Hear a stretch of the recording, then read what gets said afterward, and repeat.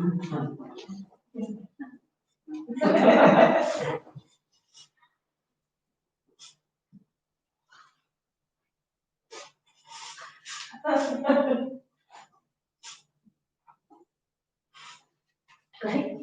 Hello. Hi everybody. Welcome to Sam Carlyle, My Life and Other Jokes. I am Sam Carlyle, and I thought I would start off with a classic joke for you. So, knock knock. Thank you all so much for being on board. Sorry, let's do that one more time. Knock knock. Sam Carlyle. Exactly. I'll tell you who I am, who I really, really am. Yes, my name is Sam, not Samantha, it's Sam. I'll tell you who I am, who I really, really am. Yes, my name is Sam, not Samantha, it's Sam. I'm gonna use this song to introduce myself to you all. I don't like rice pudding, really not a fan. When I go on holiday, I will burn up town. I wear red lipstick every single day, and if you try to hug me, I will run away. My favourite kind of restaurant is a buffet where Indian is my favourite takeaway. I order chicken Filipino rice and chicken naan. So I'm gonna tell some stories, and I'm gonna sing some songs. The lyrics may have changed, so don't try to sing along. By the end of this hour, you'll know me so well. There is no story too embarrassing to tell, so I use my hands a lot when I speak. My Dr. Pepper addiction's not cheap. You'll never see me without my diary. I mostly watch game shows and reality on TV, and my go-to cheese is Wednesday Tail Cranberry. I also like brie, and if you're looking for a registered reverend, I'm actually a registered reverend. I'm gonna tell some stories, and I'm gonna sing some songs. The lyrics may have changed, so don't try to sing along. By the end of this hour, you'll know me so well. There is no story too embarrassing to tell. Remember when I said I'm a reverend? I'll marry you. I'll perform your wedding ceremony for you. Obviously, I can't do it if you're a dude. I'll perform your wedding ceremony for you. I could do your christenings and funerals too. And over here is Thomas Duncan. Thank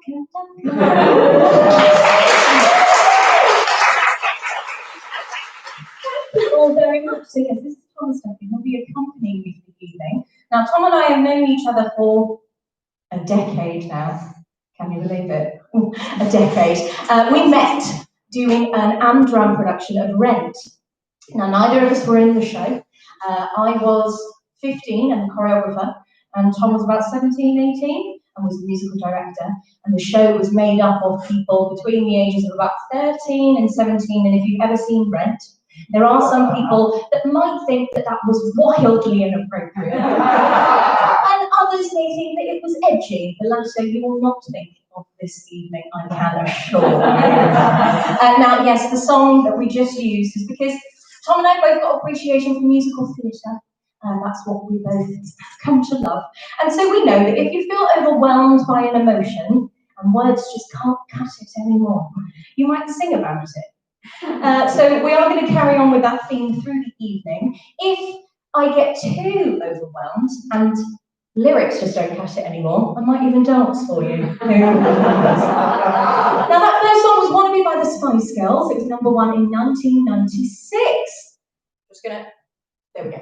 Right, in 1996, which was the year, the birth of girl power. And it was the year that I really came to own my own girl power as well. So it was the year I learned all about love and heartbreak and the cost of fame. So it was the year of my first relationship. His name was Connor May. And our eyes met across the room, and we both ran over to the table and we started playing with each other's dough. Now, we were in nursery, we were 3 years old, it was Play-Doh. And he told me to lick the knife, and I did, and the rest was history. We were completely inseparable. We spent absolutely no time together. And occasionally, we would, lick his face and stand in the telephone box together. And we were happy, we were really happy. Or so I thought, anyway. And then I went to a girls' lunch. So it was me, my friends Alice, Hayley, Vicky, all sat there. And Vicky was talking about Kiss Chase, the session that she'd had previous to lunch. And she said, oh yeah, Connor May, he kissed me. And I was like, what? And she thought that was normal because apparently he'd done that with her all the time. And then it turns out that Alice had also been kissing Connor May. And so had Hayley. He was 4-timing us. And we were taught to share in nursery, but that was taken a piss. Now, I wasn't as bummed out by it as the rest of the girls because I saw the fizzle in mine and Connor's relationship starting when he was cast as a lowly donkey in the Nativity and I the lead role of Mary. Now, this was when I knew I was destined to be on the stage. I think we can all agree, religious or not, it's a really important story to tell, especially at Christmas time, and I was going to do it well.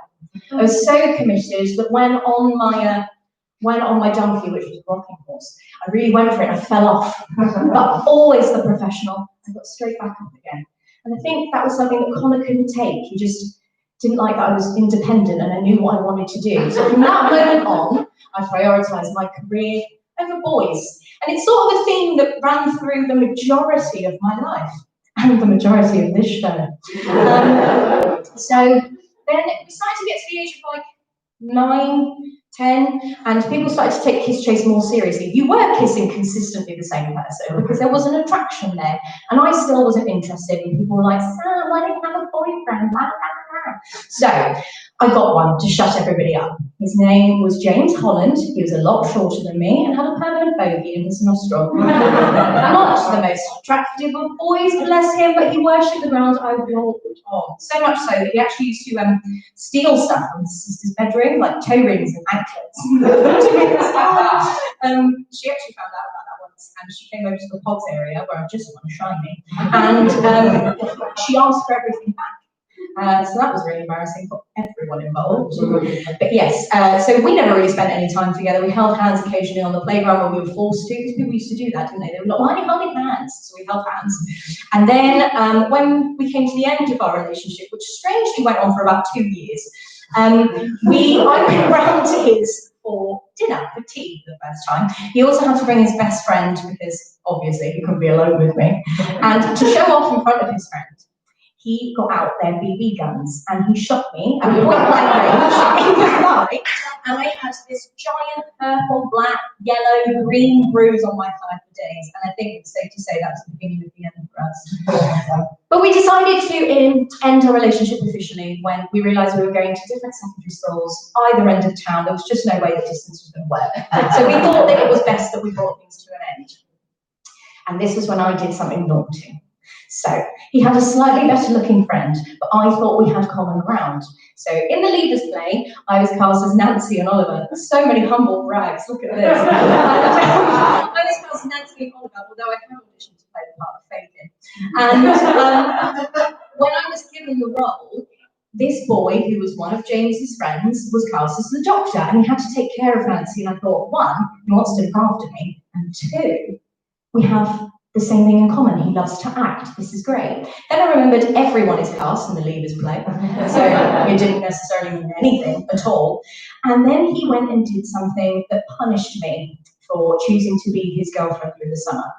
And I never fully got closure on it because he also went to the secondary school across town. So I decided to give myself that closure this evening.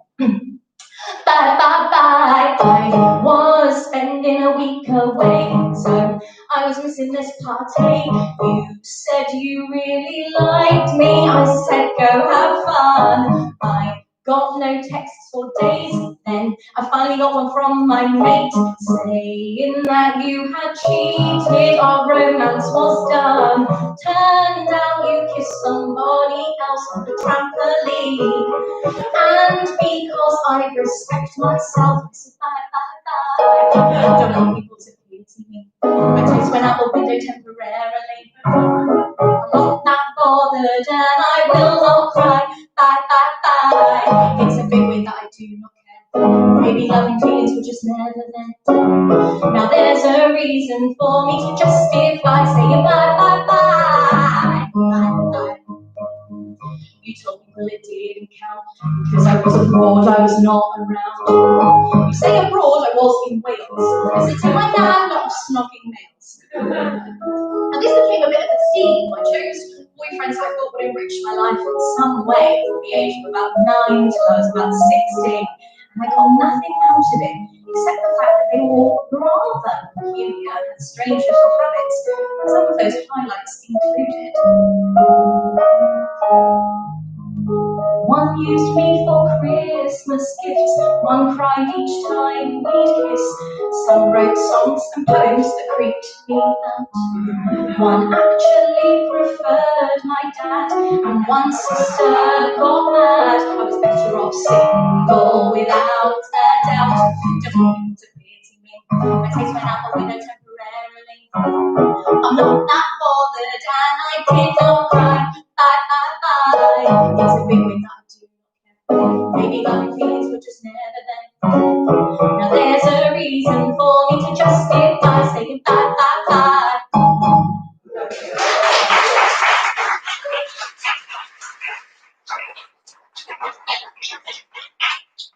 Yes, so I did have no vested interest in any of these boys, bar one.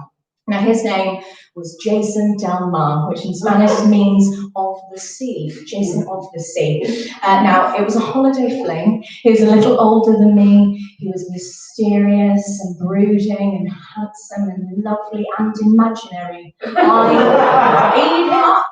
I was trying to impress some of the girls that I'd made friends with in my first couple of years of secondary school. So when I met them and they were like, oh, what did you do on holiday? Did you meet any boys? I was like, no. Yes. His name was Jason Del Mar. And I proceeded to lie to them for quite a lot of that summer. And then we went on a night out, Duke's under 18s evening, and Bass Hunter, Now You're Gone came on. Anyone remember that song? No. Okay, how do you dance to that without moving your arms? Tell me, right? So none of these girls wanted to move their arms when dancing, and that's when I realised these are the people I want to be friends with. So I decided to start widening my path and going back to where I wanted. I was doing summer schools and musical theatre classes, and I carried on doing those for the summer. And they really didn't like that our paths differed. So when we were at school, back at school in September, they started to make my life a little bit horrible, and they picked on me, and don't worry, it's not a sob story. We'll get to the funny parts. Yeah, so they weren't very nice. Now, there was one incident I remember. They came over to the window where I was at a science enhancement, and they'd all been drinking in the field, and they just didn't understand why I didn't want to go and drink some BKs on school property. They then all proceeded to, most of them lost their virginity at the skate park, local skate park. I can't judge that one too much. There was an incident at a park myself. I was on the monkey bars, and I was swinging across, and there was a monkey bar underneath me, and I fell onto it, and I straddled it, and I popped my cherry. So I can't really judge them for that happening to me somewhere else, because it would be hypocrisy. So yeah, so that was a thing that happened, and so we eventually I found a group of girls that were also being picked on by these girls because they were a little bit different, and they'd all started to develop, like myself, a little bit sooner than everybody else. Being picked on for having big boobs is not very nice. And things like being bossy and all of those sorts of parts of myself, I learned to embrace again. And now I'm feeling so overwhelmed by self-love. I think you all know what that means.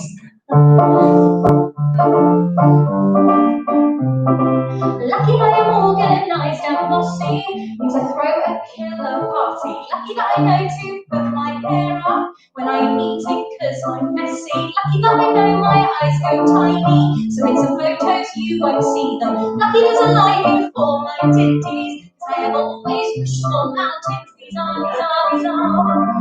all things I've been taught behind the tree, from my head to my feet. Whatever, whenever, the two please one another. It's time we embrace our works, despite those who are jerks. Discover more of the things that we love about your sticks and stones may break your bones, and insult you, your fire.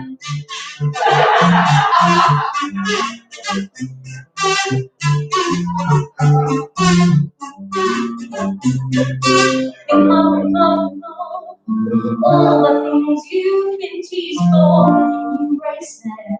I'll sing it again. You know, it is not a crime to love yourself. Sing it with me this time, whenever, meant to please one another. It's a neat race of words, despite those who are jerks. Discover forever things that you love, and after sticks and stones may break your bones. That in the socks you may fire.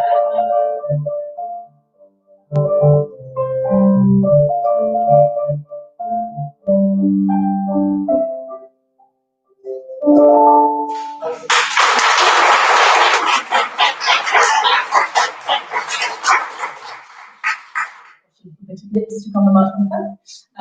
Okay, yes, so I know what you're thinking, there's so many 90s and noughties bangers, Sam, why didn't you pick one of those that was about self-love? You didn't have to write your own. Well, none of the others talk about breasts, and I wanted to do that. So that's why I picked Shakira. So yes, since I was very little, about 4 years old, I've always wanted point shoes and boobs. Always. Two things I always wanted. Unfortunately, those two things don't normally go hand in hand, so we scrapped the point shoes and I continued with the boobs. I wanted them so much so that I actually picked out names for them when I was very young. Now, I'm not going to tell you those names because, well, one of them ended up being one of the people that picked on me, so that name was tarnished, and then the other one was a racist I nearly lived with in later life, so I couldn't use that one either. So we're gonna call them for this evening Gabriella and Monica, because they're my chief girls. So if you were to look, I would say, I don't know, your right, my left, the bigger one, Gabriella, one with the ingrown hair on the nipple, how fun. And then on the other side, we've got, what did I just say? Did I say Gabriella? Yeah, and then this would be Monica. Okay, now I'm going to invite you all to stop looking at my boobs. Thank you so much. But I have been very fortunate that within my family household and my extended family, and also within everything that they've ever shown me, I was taught to self-love, love my body. So there was that little glitch because of those silly little bitches, but other than that, we were fine. And I've always been quite confident about it. And I think it's nice when you see that representation in films. And one of the earliest I can think of is in Jaws. Now, you're probably trying to picture which character I'm talking about, and I think it's obvious. The skinny dipper in the opening sequence. So she meets eyes with this guy across the fire and instantly is aware that he's interested in her. That doesn't happen. Nobody thinks that about themselves when somebody looks at them. She's so confident that she gets up and she's like, come on, we're going to go skinny dipping. So then they go skinny dipping, and she's also confident enough to strip off in front of a total stranger and then go swimming. And she's so tasty, the shark eats her first. She's the first victim of the film. She's the whole reason the film takes place, and I don't think she gets given enough credit. But there are many, many women, fictionally, as a millennial, we are all guilty of doing this, I'm sure. I feel like most of my personality is my own, but occasionally you can see little fictional characters slipping in to who I am.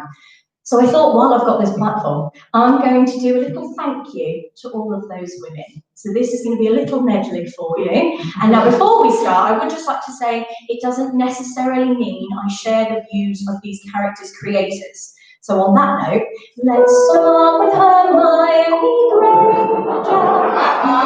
Isn't just really smart. She's leaving reason, Harry's lives, a loyal friend with a big heart. Cat Stratford is the OG bitch. She knows exactly who she is. She wants to protect her sister and bravely flashes the teacher. He'd Ledger sings this musical number in front of everyone, dedicated to her, and her emotional sonnet is flawless. Thank you.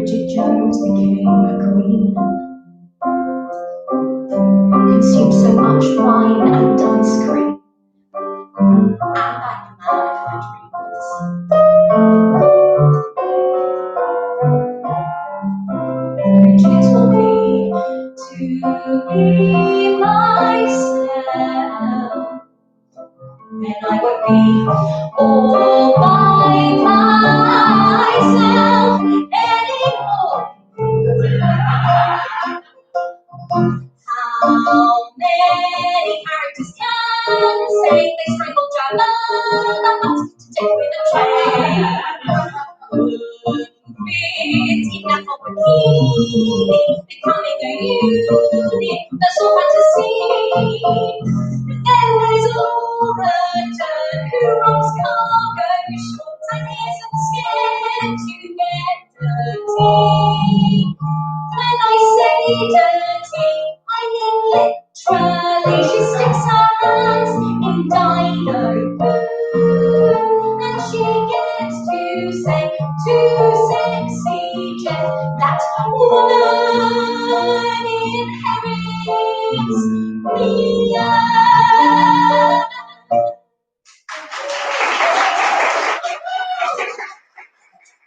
Now, there might be some of the images from each other going on to it, and some of those films were, and that's totally fine. If you'd like to leave, that's also okay. I've had people walk out on the show before, so I'll give you a couple of minutes to gather your things. No, we're all okay. Lovely. So one of them in there, which is the classic Frankie Valli and the Four Seasons song, is featured in 10 Things I Hate About You, for those of you that don't know. And Cat Stratford is played by Julia Stiles, and it's a brilliant part. She's iconically awful to everybody. It's brilliant. And when I was in secondary school, I remember telling my mum that people thought I looked like Julia Stiles. Very flattering. She's a wonderful actress. We don't look anything alike, but she made me watch 10 Things I Hate About You because of that. Now, it's not the first time that people have mistaken me for different things or likened me to something else. I was walking through Trafalgar Square once in a big black fur, and a Russian gentleman came over and whispered into my ear, and the reason I know he was Russian is because he whispered in Russian, and I turned around looking perplexed because I don't know what he was saying, and then he stormed off. It seemed very urgent. I think he thought I was a spy. And then there was this couple in McDonald's on the Strand, and we were all tapping away on a night out on the you know, those ones. And they asked me what part of Israel I was from, which obviously makes sense now why I was cast as Mary in the Nativity, I think. And then when I was on holiday with my parents, we were in a queue for an attraction in New York, and we thought we were in the queue, and then we were pushed into another queue, but then I was pulled out of that queue and pushed back into the original one, which turned out to be the queue for the Chinese embassy. So I've been mistaken for all sorts. I think I look generically very, very British. Apparently, it's very versatile. Who knew? When I was working at the Shard a couple of weeks in, there was a gentleman who came over to me and he went, "Are you Uranian?" What? And I just went, I get that a lot, because I hadn't been there very long and I was trying to make friends, and you know, I didn't want to call him out and be like, Urane is not a place. I also didn't know if it definitely was a place, so I went home and I Googled it. So there were three things that he could have thought. I was, in Victorian times, being Uranian is the third gender. So not male, not female, which could have been me. I could have been from the planet Uranus, which can only mean that my looks are out of the world thing, so I'll take that. And finally, the last one is that you talk a lot of shit out of your mouth. I think that was probably the one. But yeah, I learned a lot from him, actually. He was the person that taught me to how to deal with people's silly questions when you're at the Shard. So, highest view in London, overlooking lots of different landmarks. People see Canary Wharf, and you think they just go, "Oh, nice building." No, they come over, and people ask you, "I thought the Empire State Building was in America." "Oh, it is." "What's that then?" "Oh, that's Canary Wharf, not the Empire State Building," making you feel like you're stupid, not thinking that's the Empire State Building. And the worst one is the Crystal Palace transmitter. People think that that's the Eiffel Tower, because apparently you can see Paris from there. You cannot.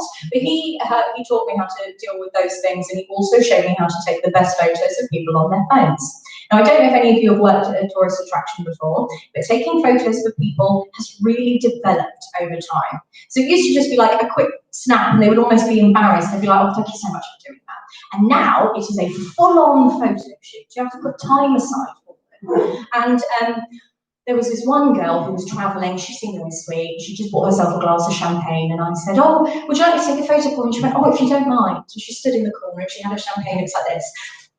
Cute. And then she went, do you mind doing a couple more? So I started doing different angles, and she kept changing, and there was this one, which you do not understand, this.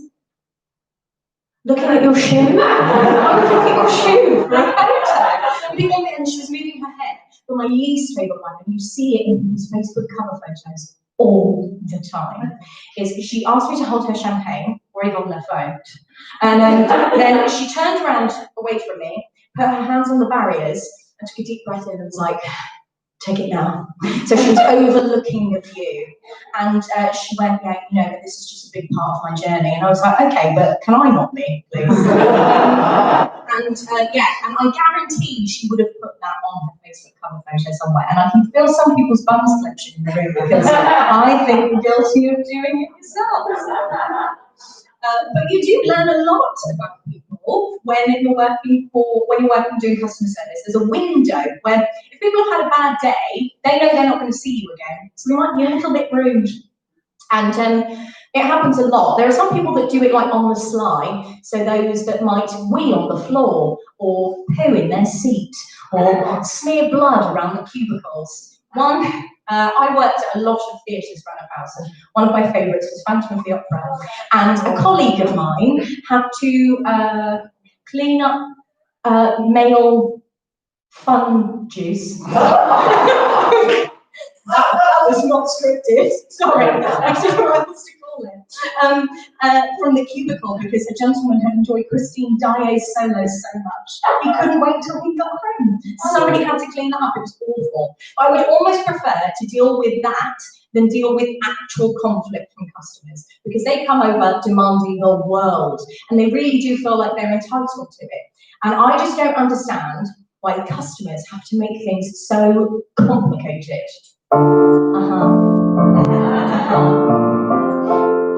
Life's like this. Please, sir, I've already said it twice. This is the last time I'll say it nice. Your seats are down the stairs and through the bar. No, it's not far. These are the ice creams that we sell. Yes, that's the price per tub as well. You moan the price is way too steep, but you're still wondering how many times do I have to say, don't press the stop, the toilet's this way. I just said that, you'll find the spoon in the lid. Are you stupid? Why do you have to go and make things so complicated? It's like customers who want to see how long it takes to see your eyes fill with hatred. Yes, there's nice ones, but so many just moan and complain, and they keep kicking off until they get their way. Honestly, some will spit and punch for vicious arms to speak to. The manager, who either back you all the way, or cave into what they say. Chill out, please don't yell at me. The show starts dead on 7:30. It says so on your ticket. Right there, miss, an hour late takes the piss. You can't take a seat till there's an applause. It's our policy, please don't march through the doors. Funny how your time keeping through rapidly. Someone kill me, why you have to go and make things so complicated? It's like customers who want to see how long it takes to see your eyes fill with hatred.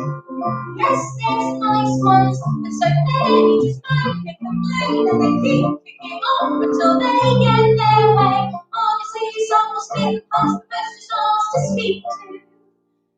The manager.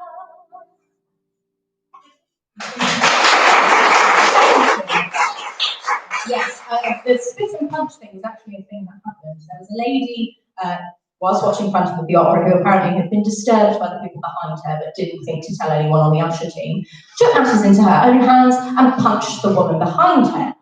As she was being escorted out of the building by police, she spat at one of the managers and said that she would never be coming back to the Phantom of the Opera. What a great loss for that building. Oh my. But So I'm going to refer to her quite often, so I feel like we have to give her a name. So just so you can gauge the age of her, we're going to call her Liz, okay? And now Liz probably woke up the next day feeling mortified. It might have been out of character for her, and she would never show her face in that building again, not just because she don't think they dealt with the situation very well, but because she's too embarrassed. And we all do that, don't we? We get too embarrassed by something that you just can't go somewhere ever again. We just can't do a certain thing ever again. I learned very early on, when I was handing out CVs, I was looking for a part-time job when I was at Musical Theatre College, which I was studying every day. Please bear that in mind when I tell you this next part. So, studying musical theatre every day. I went into Hamley's toy store, and the gentleman asked me a couple of questions, and then he said, "How flexible are you?" Now, please remember the mentality I am in. And I said, "Oh, my left leg's really flexible, but my right leg not so much." And you can see him stifling laughter. And I didn't really know until I left the building what I'd done. I just thought it was normal. But yeah, he did actually mean in hours and days. Of course he did. Why would he need to know about my flexibility? I learned two things from that. One, prepare if you're going to go and give out, CVs and go for job interviews. And two, make your other leg just as flexible, so it's a little bit more of a brag. Now, I have started actually calling people out on things as well, not in a horrible way, but in a way that's like, if I embarrass you, maybe you'll learn from it. And I think that's the best thing to do. We can start teaching people through embarrassment. For example, I was making my way downtown, walking fast, faces past, and this prick who was walking in the opposite direction to me turned to one of his friends and pointed at me and said, "Tits are well bouncing." Now, normally, I wouldn't say anything because I just wouldn't. I'd eye roll and tweet about it later. But I was in a rush to get to work, and he caught me off guard, and without thinking, I just retorted, "Well, they don't bounce as much as yours do, you chubby wanker." And I was met with a raucous applause from all the gentlemen standing outside halfway to the end. And his friend even joined in with the clapping. He even pointed at him so passers-by knew that we were all laughing at. So that was fun. And he went bright red, and he became incredibly embarrassed. Now, I'm not saying that I won a point for feminism that day, because let's face it, he will have catcalled again, but he might not have done it in that spot, and he certainly won't be doing it to me. So I do think that we need to call people out on the little things, but sometimes you might be fighting a losing battle. For instance, there was this man in his late 60s, I would say, sat on the tube opposite me. He was asleep. He was wearing trousers that had a massive hole in the crotch. Now, I saw a bit of thigh, looked up immediately, don't want anything to do with that. And the girl next to him widened her eyes at me like this. So I had to take a second look, because obviously there was something going on there. And as I looked again, I noticed two weirdly purple, dangly testicles, because this gentleman had chosen not to wear underwear with the trousers that had the big hole in them. Now, I think it's safe to say he's beyond embarrassing. He's got no shame. He's a lost cause. Leave him to it. If he wants to be pervy on the tube, we're just going to have to deal with that thing. But there are some like tube perverts that if you're stood next to them in rush hour and they push their penis up against your back and you can go, "Excuse me, I need more space," and they usually back off. So again, like just a little bit of embarrassment because of the volume of people on the tube. Now, I have been embarrassed on the tube. It wasn't in front of too many people because no one really knew, but I knew. So I used to be a real tube crier. So if I was having a bad day, I'd stifle it all inside of myself and cry on the tube because they are full of strangers. No one's going to see you again, and then you get it over and done with. And by the time you get home, you've forgotten about it, so it's fine. So I used to do that a lot. And there was this one lady, and she came over. She was very kind, and she handed me a tissue. And she said, "Sweetheart, whatever he said, whatever he did, he isn't worth it. Turns out he is just no good. He's just no good. He's just no good. He's just no good for you." And I managed to stifle it as I took the tissue because I was crying too much to actually say words. And I just couldn't bring myself to say that it wasn't about a boy. I had been listening to the E.T. soundtrack in my earphones. And we got to the point where E.T. went home and I was overwhelmed. I don't think of it anymore. So I learned a couple of things from that. Don't listen to film soundtracks on the tube. And also, hold your tears in a little bit longer. If you can do it till you get on the tube, you can do it till you get home and onto the toilet like a normal person. So that's what I do now. And I think we can all agree that the most regretful and embarrassed you would feel is the day after you've been drinking and you've done something embarrassing. You might have texted an ex, thrown up somewhere you probably shouldn't have, been somewhere you probably shouldn't have been. And I think we can all agree that that's just a part of life, it happens. But one of mine felt like it was on a grander scale because it was in front of just under 200 people, I would say. So I actually used to work at the Warner Brothers studio tour London, the making of Harry Potter, which is based here in Watford. And I got to go to Christmas parties, and it was a sophisticated affair, oh my. It was Great Gatsby themed. They had a 13-piece band. It was beautiful, lovely. Not a free bar, but they did have tokens. So if you got enough tokens, you could make it a free bar. So I did. That's exactly what I did. And there was a saxophonist in the band, and he kept coming into the audience and making eye contact with everybody as he played, and he seemed to be making eyes a lot at me.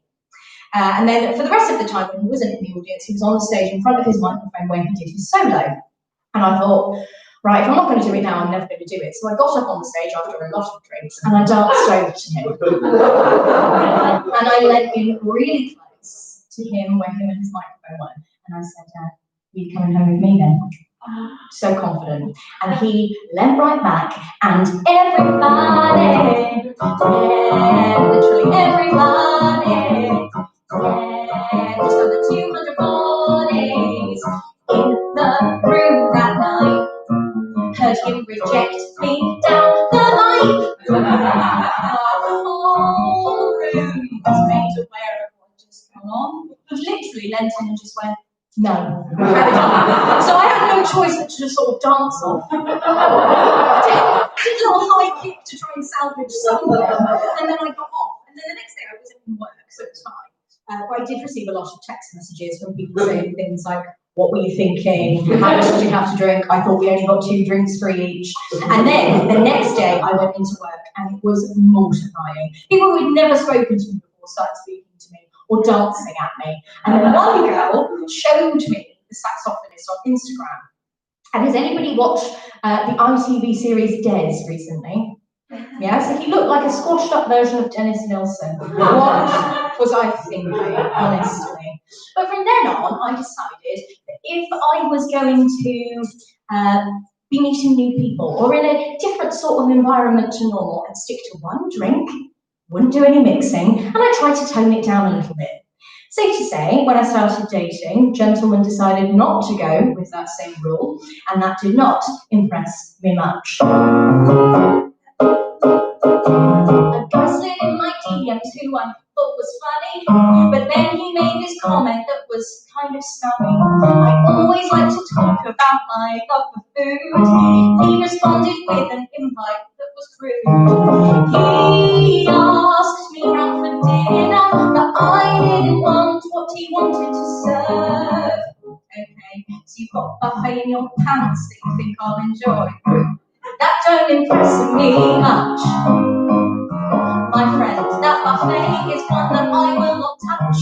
Now don't get me wrong, I'm a meat-loving gal, but your last message nearly made me veggie as hell. That don't impress me much.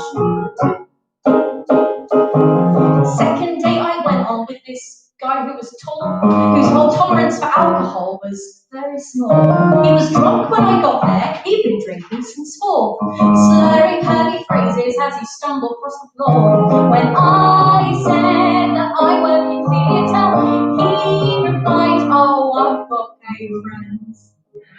Okay, so you think it's appropriate that when we're in a very intimate bar that you want to mention, every time I flick my hair, all you can picture is me on top of you, riding you, and you're providing actions just in case the people at the back of the bar couldn't hear your booming, obnoxious voice.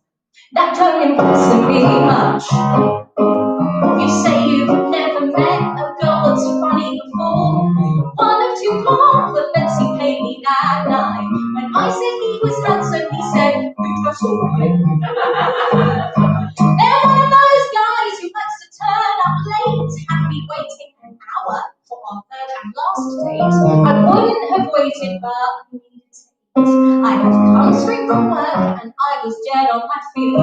When he arrived, he didn't say sorry, and then he said that he already ate.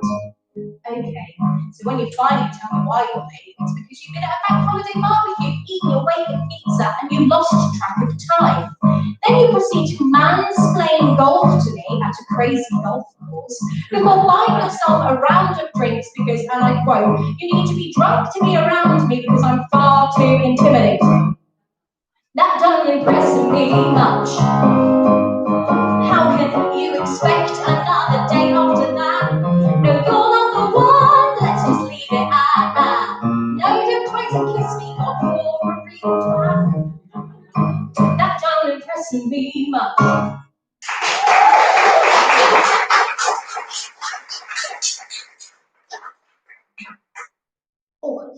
So, yes, I know what you're thinking. This is really hypocritical, Sam. You spent the entire show talking about the fact that you don't want anything to do with men. Now, unfortunately, audience, I have fallen victim to the excuse me, water. No, to the ticky list of life. Now, the ticky list of life, I'm sure some of you might call it something different, but it's when certain things in your life you can tick off. So you've worked your way down it and you feel like you can move on to the next thing. Now, unfortunately, I don't want to be a victim of it, but I am. So it's things like good relationship with your family, tick, tick, knowing who you are, tick, tick, having a lovely group of friends, tick, tick. And then a few years ago, my main focus was my acting career was on a really nice, slow incline, lovely, big tick. Next one, kids, absolutely not. Next one after that, a partner, right. So like I do with everything in my life, I was like, tie my hair up, ready to go. So I prepared questions, I had outfits planned, and I even signed myself up to a little site called Hinge. Lovely. Now, when I signed up for Hinge, I think, again, going back to the millennial thing, I think a lot was built into me that it was going to be wonderful because you've got male Tom Hanks and Meg Ryan have the most wonderful conversation online and they bond and it's lovely. And I did not get that. Like I sang in the song, when I put that I would be found at a buffet at a party, thinking that it would lead to talking about food, be invited for dinner. See, logical. I got a comment about enjoying a buffet in somebody's pants. What? It doesn't make any sense to me. And I think a lot of but I think even more, of my expectations in a other partner were heightened by Disney. Now, I loved all of the modern day princesses, the ones who are a little bit more empowered, but they still have meet cutes. They still just fall into somebody's life and they marry them. So I've decided to give the older princesses, who are particularly feminist, a little bit of a chance to embrace their feminine gaze. And I've also given us all a chance to see what it would be like if Disney princesses had to struggle in the real dating world. So, first up, we have got Sleeping Beauty, aka Aurora. Now, she has gone and got herself on Tinder. She's sick of Prince Philip. I know you, I swiped right when you came on my screen. Which one are you? The pictures, two guys, the same two guys, those two guys in a team. If I keep scrolling, I'm sure that I'll find the solo shot. He's the one who's on the spot, not maybe he's got more banter and wit. No, his first message says, can I see your tits? Next up we have Snow White, who has come a little bit of a pop-up. Someday my prince will come, but not inside my palm. Did you think you'd just give it a go? Even though I very clearly said no. Next up, we have Cinderella. Now, she's become a little bit careless. She doesn't have to do anything in the castle anymore, so she's become a little bit of a lush. Thump, thump is the sound your heart makes when you've been unsafe.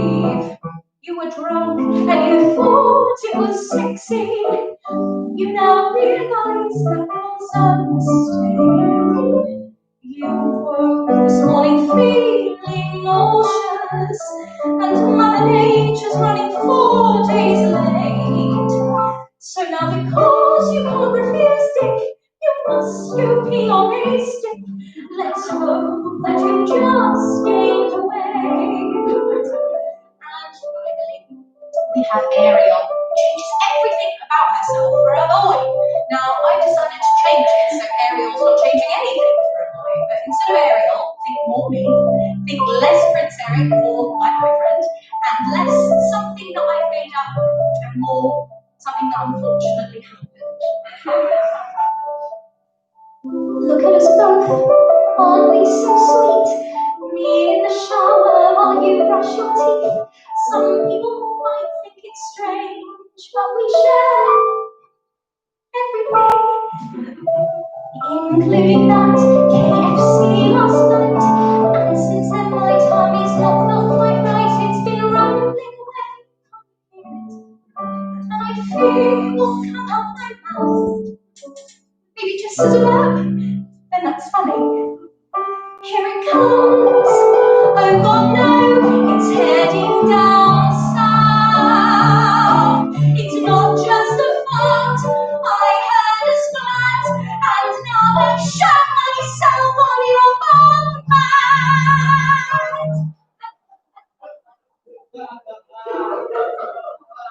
You turn and see. Shit coming.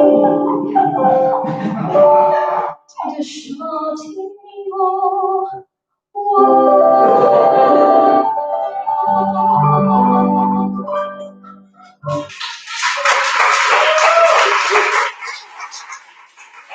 I think we all find somebody who lets me out to shower nutrition. I really do. I really do. So as you've seen throughout the whole show, I am difficult and I'm gross. So he puts up with a lot. I would just like to say though, he is the most irritating person I've ever met. But we love each other despite all those things. And we've actually known each other for a very long time. We've known each other for 8 years. And then timing was right and it all fell into place. How lovely. But think about all those horrible dates I would have missed if he got his act together sooner. Right? No, I do. We're actually in love. Horrible, isn't it? Disgusting. I used to really hate couples like me. I really did. But yes, I do realise that it's good that, you know, it took a while for us to get together because dating is a part of growing up. And it's horrible, like nearly everything about getting older is. And there's some things that people warn you about, like taxes and bills and blah, blah, blah. But they don't tell you about things like worse hangovers, losing the ability to lose weight quicker, changing in taste buds, so you might not like things that you liked previously and now you like olives. It's just things like that nobody pre-warns you about. And I really realised it in my physical appearance. Like, as I got older, I have found it harder to shift weight. And there are random hairs that just pop up, and if you pluck them, they come back thicker and greyer. So there's no point. Just leave them there. But I think I realised that my body was changing and getting older after the puberty bit, obviously, when I got my cervical screening letter through the post. Now, you get your cervical screening as a woman when you're 25, just for all of the men in the room, and you go there, and it is the most vulnerable you can feel with another human being. It's awful. And even if you're prepared for it, like my mum kindly warned me to wear a skirt, because otherwise I would have been sat there without anything over the top of me, just looking at what she was doing. And you can still see enough of the skirt rolled up anyway, it's horrible. And it's quite painful, and they get these tongs and they spread you apart, and it's awful and invasive. And I don't think words will ever be able to convey how vulnerable you can feel when that happens, especially when, in my case, she couldn't find my cervix. It was lost. It was a mystery. It went on so much longer than anybody had warned me it was going to. And it turns out it's because it's posteriorly placed. But because I would like to give everybody an insight into how the cervixy stuff happened, we're going to put it into a song. Now, the song I picked is a Britney Spears classic. And reason being In 2007, she had her breakdown, didn't she? And I think as we've all got older, we've become more sympathetic of that, especially this year. And I think that's why I chose to use her lyrics, because I don't need to change them, because they're perfect as they are. So instead of changing the lyrics, we're actually going to change Tom. So Tom is going to become, oh no. Tom is going to become Nurse Jackie for this number.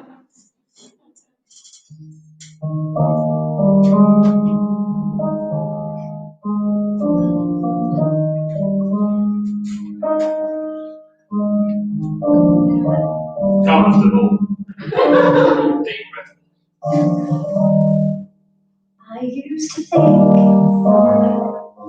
I had the answer to everything, but now I know that life doesn't always go my way. Bit cold. Yeah, feels like I'm caught in the middle. That's when I realised I'm not a girl. You seem to find it a bit elusive, really. Not yet a woman. All I need is time, a moment that is mine, while I'm in between. I'm not a girl, but if you look at me closely, you'll see in my eyes, this girl will always find her way. I'm not a girl, don't tell me what to believe. I'm just trying to find the one I need. Yeah. Oh, all I need is time, the moment's mine, while I'm in between. I'm not a girl. You can put your knickers back on now if you're ready.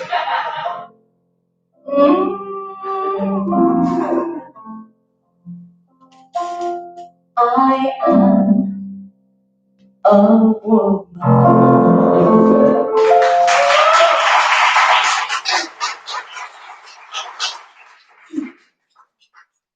Thank you all for coming along to my show. This is the last song before we must go. Thank you all for coming along to my show. This is the last song before we must go. I hope you enjoy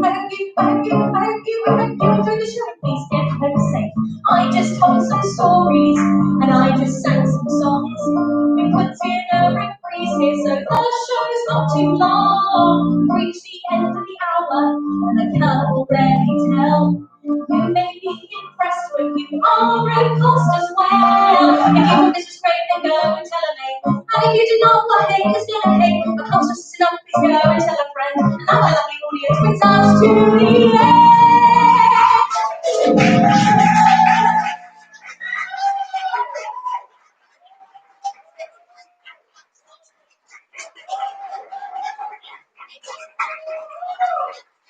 Thank you all very much.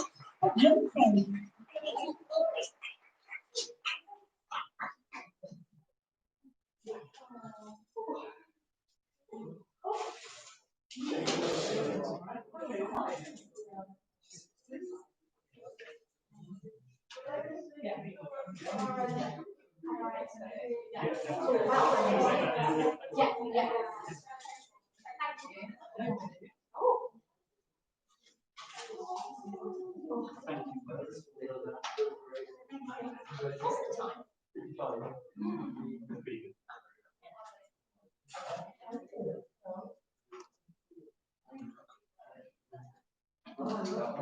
you.